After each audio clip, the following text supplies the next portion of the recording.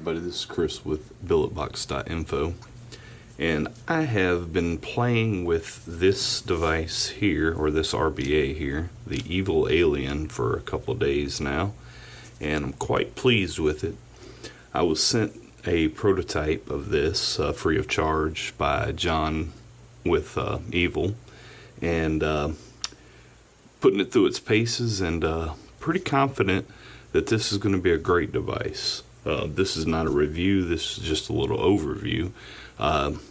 This is a all-in-one RBA. This bottom part is a solid piece of stainless steel, full stainless steel construction. Got the EVL logo on both sides, and on the bottom got a peak insulator and your potassium pin there, and it comes with a 510 adapter. Just screw that on there, drop it on whatever you want to build with. But anyway, this prototype, like I said, was sent to me. Just a quick little overview of it. On the side here, you have an airflow that comes out of the side of a billet box. So you have to make sure you line that up there. Now, there's a little bit of air at the bottom which could come through on something like a Delro, or any front-facing Boro devices, but it'll still work. It's just a little tight, but John is working on that. There's one little issue with tightness. It goes in pretty tight in a billet box. It's not going to damage your finish. Well, it hasn't yet, but it is pretty tight, and he is working on that. So that is the only knock I've got on the prototype so far, other than the airflow and like the Delro 60, for instance. But this was made for a billet box, so I mean, I'm not expecting it to work fine there. Okay, so this is your deck. If you're familiar with EVL products, this is basically a excuse me, a Reaper style deck. I've not ever tried that, the tank, so I don't know what that's about, but airflow comes up through the middle there, as you expect. There are 5 airflow inserts that go into there, and they are right here. They come in a 3, a 2.5, 3.0, 2.5 millimeter, 2 millimeter, 1.5 millimeter, and a 1 millimeter insert. And you just take that insert and you drop it down here, thread side down into the middle. The way I've been doing it is I'll take like my my tweezers here, and I'll line it up and get it started like that, and then I'll go through. If they've got notches on the top here for a flat blade screwdriver to go down. So, but yeah, I just get it started like that. And this is what I'm going to use the 3 millimeter in when I build this here in a minute. So the posts are a little offset. One's a little higher than the other, and there's a 4 juice channels down here. There's 4 little reservoirs there. You're going to run your coil this way. Oh, if you didn't see that, 1, 2, 3, 4 reservoirs. See how it's kind of cut out there, a little deep. And you're going to run your coil like that, and your wicking is going to go right here and here. And then as the gravity is fed down into those holes, it'll wick into there. And there are 4 holes in the chimney section, if you can see that. 1, 2, 3, 4. And that drops down into those 4 holes. So, and it's gravity fed. And on this is a polycarbonate tank. It'll hold 4 milliliters. And you've got to pull this off, and it's not recommended to take it off while it's not in there, because you don't want to have to try to put that back together. It's a bear. I've done it already. But you just pull that back, and you're going to have to turn your device upside down while you're filling it, and that'll prevent you from flooding the deck. So anyhow, on the top here, you've got this little turn dial here. It's got two functions. Number one, you can take it all the way out, and that's your chimney section, and you can get in there and mess with your clean it out or whatever you need to do in there. There's also an O-ring on this part to keep it from leaking out. But the main purpose of this part is when it's in there, if you notice that's a little offset, I don't know if you can see that well, but you have to, sometimes you'll have to turn it a little bit to line it up for your drip tip, depending on the device. So I'll show you that when we put it together. So I'm going to turn it all the way for now. And then what I'm going to do is I'm going to put this on here. And I am not going to waste your time watching me put a coil together. So I'm going to screw this down on here. And I'm going to pause the video, throw a quick build on there. I've got a 4-rat 2.5 millimeter fuse Clapton that I'm going to put on there, and we will get that built up real quick and then come right back. Okay, that didn't take too long. I could have did that on camera. It didn't. This is the third time I built on this now, and the only problem I have with this post system, which is when you're using a piece of wire that's kind of got a flat surface like these do, it's a little, you just kind of got to get it in there. So anyway, we'll go ahead and finish this up. This is pretty forgiving right here with the deck, but I still want to get that trimmed as close as I can to the edges. And we're going to fire this up and see what it looks like.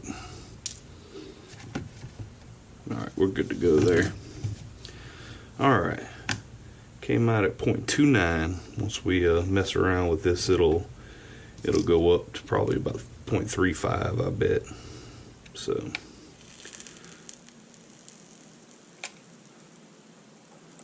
maybe not. It's getting nice and blue there. I use a blowtorch when I build this to get them when I make the coils, to get them easier to work with, you know, loosen it up, I guess. I don't really know the chemical reason why that works, but it actually helps out with the hot spots. So I'm already good to go here pretty much. A lot of bluing going on, so if you want to look at that, that's what I got going there. That looks good to me. So we'll go ahead and get some cotton in there, put it together.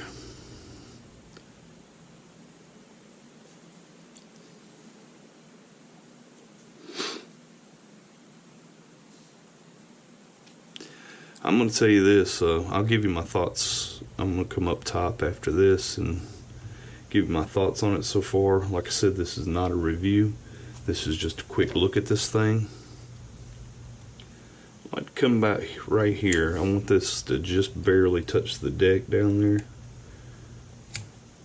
A lot of cotton is good. You know, some RBAs, you don't want to have a whole lot of cotton, but John from EVL says this thing likes cotton, so I'm going to fluff these up pretty good. And unlike the bridged, I'm not going to be sparingly with the cotton. So could get that. This might be a little bit too much. There we are. The good news about this is the EVL Alien is you can, if you want to re-wick, you don't have to dump your tank. You just turn it upside down, pull it off, and go to work. So it's not that hard if you miss a little bit, you know. But this is going to be just fine right here. Pretty sure of it. So let's get some, we got some Cyclops Vapor Artemis. Throw some of that on there. Go down to these holes there. Let it wick up a little bit. Clean this side up a little bit. It's it wasn't very even. Alright, let's fire this thing. Oh yeah, we're ready to rock.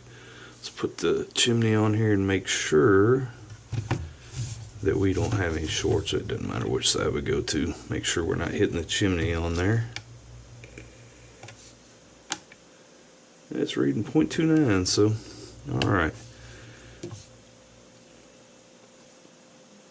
Take that off of here. Yeah, I used a little bit too much cotton. It kind of boogered it up when I put the chimney on. So let's get this off of here.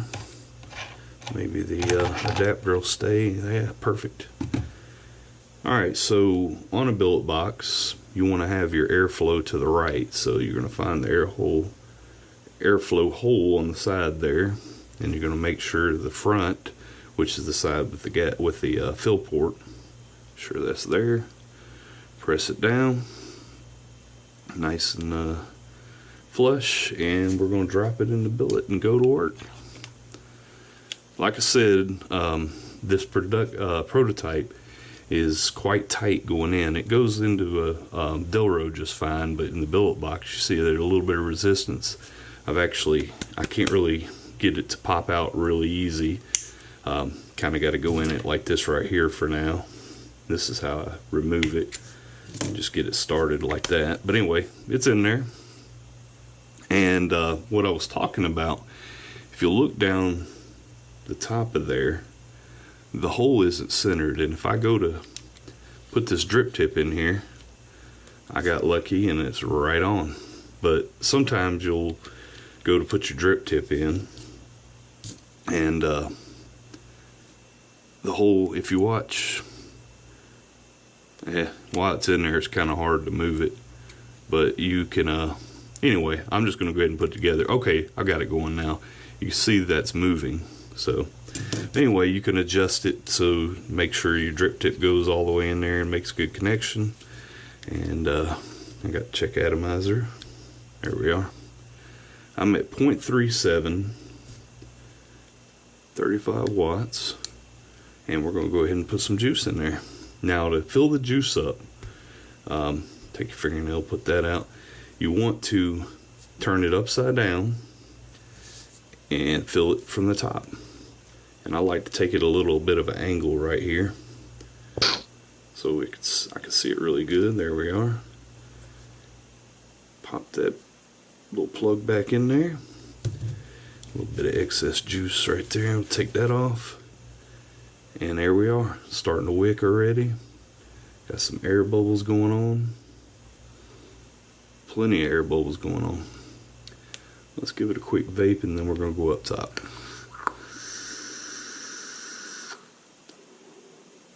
Wonderful, wonderful. Alright, I did not mention it, and maybe I should have. I believe this is how it's going to come when it goes to retail, I guess you'd say retail. When they're available to buy, it comes in a tin with the evil on the side, and Muji cotton, and basically the baggie and the RBA itself were tucked down in there, and little Pringles type pull tab off of it. So really nice presentation. You get 2 extra gaskets, which are the ones that go along the edge right here, and that's always a good thing to have. 5 different airflow inserts, and I believe I told you it's a 1.0, 1.5, 2.0, 2.5, and 3.0, which the 3.0 I have in here.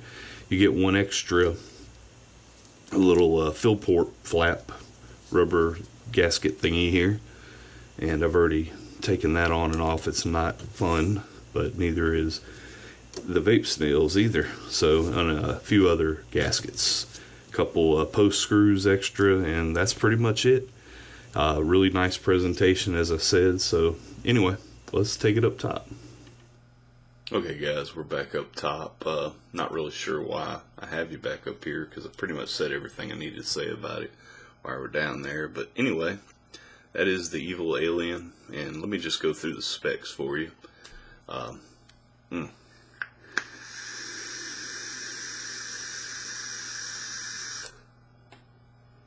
Smooth airflow. But anyway, like I said, and I showed you in the video, it's the Reaper style deck. So if you're familiar with the EVL Reaper, I think they're on V3. I've never tried it before, but if you're familiar with it, the deck should look familiar to you. Airflow pins, I've mentioned that a couple times, 1.0 millimeter up to 3 millimeter, and 3 millimeters in this one. 4 mil tank capacity, and the tank is made of a polycarbonate. I'm not sure how it would hold up to any of those juices that like to destroy, like citruses or anise or anything like that. I'm not going to put fluid in it.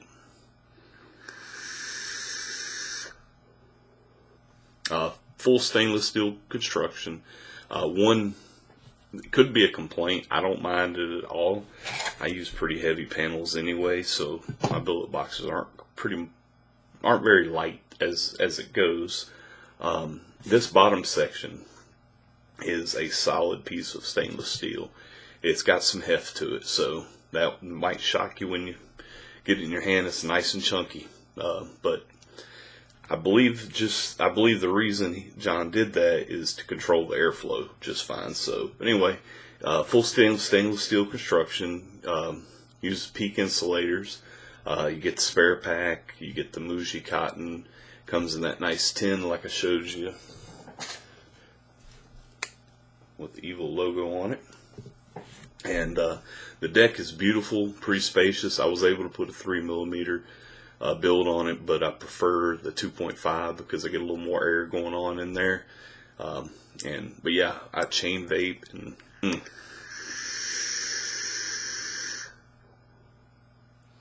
nice flavor.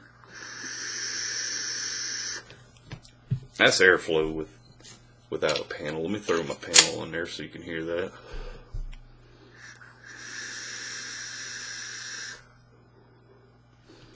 It's not as airy. I mean, I believe the bridged has a 4.0 airflow pin in it, so you get a little more airflow with the bridged or the bridged 1.2, but there's plenty of airflow there. I mean, you hear and see it. So it's ready for production, but he, from what I hear and from what I've talked to John, he is very detail oriented, and he's not going to put it out until it's completely ready. And I'm satisfied with it as is. I'm not going to say go out and buy it today, because obviously you can't, but it's really worth it checking out. I mean, I've been very impressed with it. Like I said, I've had it for about 2 or 3 days now, and I think I've gone through maybe 10 to 15 Boros so far. I've been, between this and the bridge 1.2 back and forth, but very nice. One last before we go. So anyway, thanks for watching. My name's Chris. Check out BilletBox.info, and I'll have some deck pictures and a little write-up on it on the website to accompany this video. So check it out. Have a good day.